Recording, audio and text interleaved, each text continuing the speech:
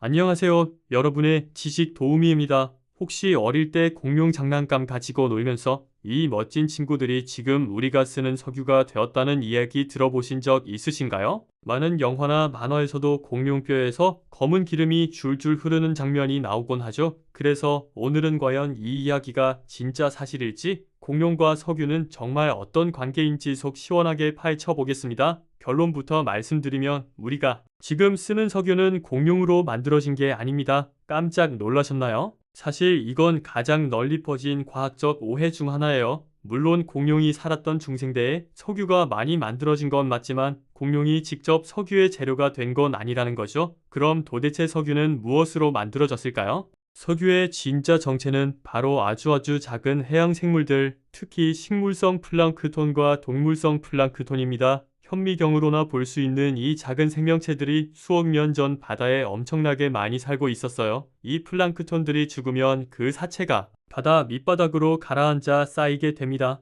그리고 그 위로 강에서 흘러온 흙이나 모래 같은 퇴적물이 계속해서 겹겹이 쌓이는 거죠. 이렇게 수백만 년, 수천만 년 동안 두꺼운 퇴적층 아래에 갇힌 플랑크톤 사체들은 엄청난 압력과 높은 열을 받게 됩니다. 산소가 거의 없는 이 깊은 땅속에서 유기물은 완전히 썩지 않고 마치 압력밥솥에서 밥이 지어지듯 천천히 화학적 변화를 겪게 되어 이 과정을 통해 유기물이 액체와 기체 형태의 탄화수소, 즉 석유와 천연가스로 변하는 겁니다. 이 과정을 케로젠이라는 중간 단계를 거쳐서 진행되는데 정말 기나긴 시간과 특별한 조건이 만들어낸 자연의 선물이라고 할 수 있죠. 자, 그럼 왜 사람들은 공룡이 석유가 되었다고 생각하게 됐을까요? 몇 가지 이유가 있습니다. 첫 번째는 시기적인 우연이에요. 석유가 주로 만들어진 시기가 바로 중생대, 즉 공룡이 번성했던 시대와 겹칩니다. 중생대는 지금보다 훨씬 따뜻하고 이산화탄소 농도도 높아서 플랑크톤이 번성하기에 아주 좋은 환경이었거든요.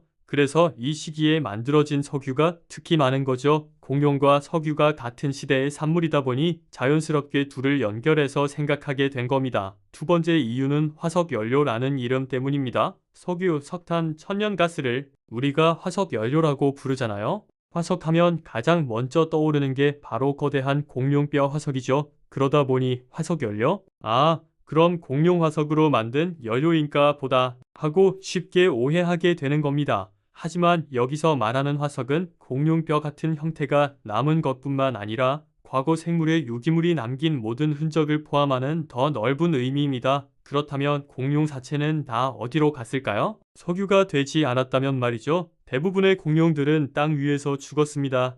죽은 공룡의 사체는 다른 육식 공룡이나 박테리아에 의해 대부분 분해되어 자연으로 돌아갔습니다. 아주 운이 좋은 경우에만 뼈와 같은 단단한 부분이 땅에 묻혀서 오늘날 우리가 박물관에서 보는 멋진 화석으로 남게 된 거죠. 석유가 만들어지는 해적 환경과는 전혀 달랐던 겁니다. 물론 이론적으로는 가능성이 아예 없는 건 아닙니다.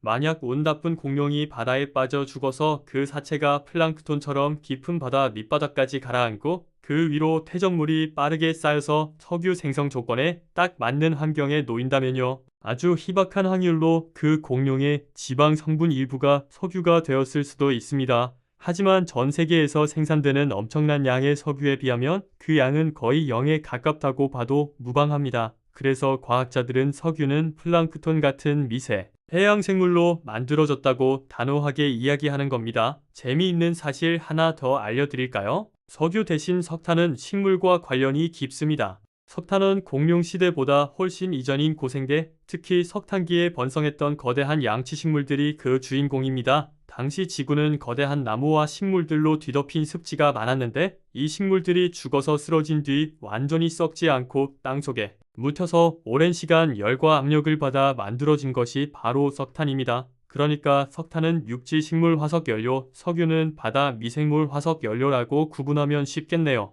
오늘 내용을 정리해 볼까요? 첫째, 우리가 쓰는 석유의 주성분은 공룡이 아니라 수억 년 전 바다에 살았던 플랑크톤 같은 아주 작은 생물들이다. 둘째, 이 작은 생물들의 사체가 애써여 높은 압력과 열을 받아 석유로 변했다. 셋째, 공룡이 석유가 되었다는 오해는 석유가 만들어진 시기와 공룡 시대가 겹치고 화석 연료라는 이름 때문에 생겨난 것이다. 이제 누가 석유는 공룡 시체로 만든 거잖아 라고 물어보면 여러분은 자신 있게 진짜 이야기를 들려주실 수 있겠죠? 우리가 매일 사용하는 에너지의 진짜 기원을 알고 나니 세상이 조금 더 신비롭게 보이지 않나요? 다음번 주유소에 들르거나 플라스틱 제품을 쓸 때 수억 년 전 바다를 떠다니던 작은 플랑크톤들을 한번 떠올려 보는 건 어떨까요? 오늘 영상이 유익하고 재미있으셨다면 구독과 좋아요, 알림 설정까지 부탁드립니다. 여러분의 궁금증을 해결해 드리기 위해 더 흥미로운 과학 이야기로 다시 돌아오겠습니다. 시청해주셔서 감사합니다.